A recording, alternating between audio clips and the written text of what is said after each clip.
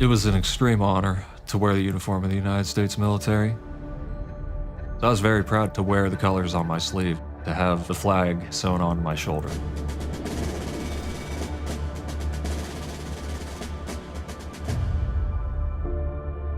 My unit was deployed to southwest Baghdad. One day, there was a mortar attack, and mortars exploded no more than 10 feet to my right. I sustained a traumatic brain injury and developed post-traumatic stress disorder. A lot of us come home without realizing that we're bringing the war home with us.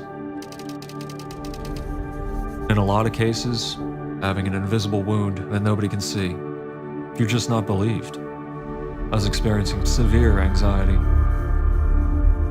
I couldn't focus, I couldn't remember how to do certain things. I started to sink down pretty deep. There came a night when I was in a really, really bad place. I didn't want to deal with it anymore.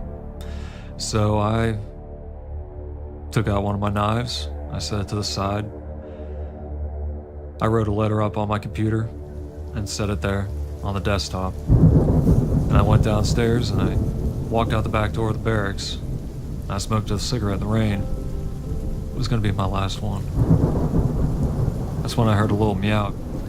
This little black and white kitten comes walking out of the bushes. He just walked up and started rubbing up against my leg and let me pet him. I broke down crying, burst into tears. Maybe he knew that there was something I couldn't quite handle. I stopped thinking about all of my problems, and I started to think about all of his problems and what I could do to help him. Every day I went outside with a packet of tuna and a paper plate. He ate his food and hopped up on my lap. After a little while, he recognized my voice.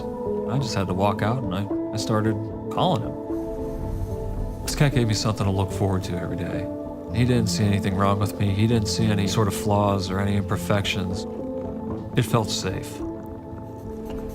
One day I got back after working. I started calling for him and there's no sign of him. When I found out that he wasn't around anymore, it devastated me. He had a serious effect on me. He helped me realize that I could actually not just care for somebody else, but other people could care for me. I started dating a girl named Becky I knew from high school. A few months later, we saw an adopt-a-thon going on. Becky and I were walking through these 2 rows of crates. All of a sudden, a little black and white paw shoots out from a crate and starts smacking me in my left arm. I looked inside, and it's that same little black and white cat. I opened up that cage and I pulled him out and I held him tight. So we signed the paperwork right then and there, and I named him Scout. As the Army was proceeding on my medical discharge, I was spending more and more time with Scout. He's becoming much more of an integral part of my life. My girlfriend, Becky, was still living in Pittsburgh. Being that Pittsburgh was our hometown for both of us, it was not much of a decision to move back home. About a year later, we were married. After I moved in with Becky and her 3 cats, it was a big, happy family. It was a lot of fun, and Scott was there the whole time. He made me want to better myself. I got out on my bike more often. I stayed in pretty good shape. I ate healthy and quit smoking. Because I knew if I had a support network at home, even if it included a cat, then yeah, man, I could do just about anything.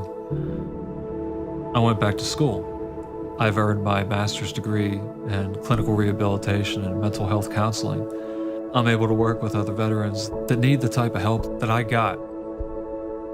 I'm not really able to serve active duty anymore, but working with vets, I'm still serving. I'm just serving in a different uniform. There's one day when Becky and I came home. Scout didn't meet me at the door like he normally did. Tracked him down and he was just acting so sluggish.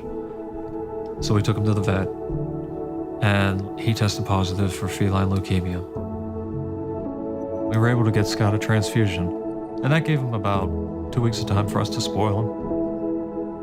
Until that night when he just could not catch his breath. We tried to take him to the vet, I sat in the back seat with him. And before we even made it across the bridge, he passed away in my arms. It hurts so much. Even before he was my cat, before he even knew me that well, he saved my life. He put me on a different path. He gave me the confidence to try to come back from all the adversity that I was feeling. I don't go a single day without thinking about him. I think about all the stuff that he has afforded me the chance to do.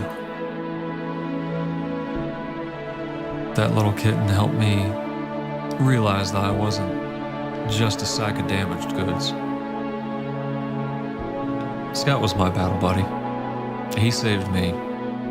All I did was the paperwork.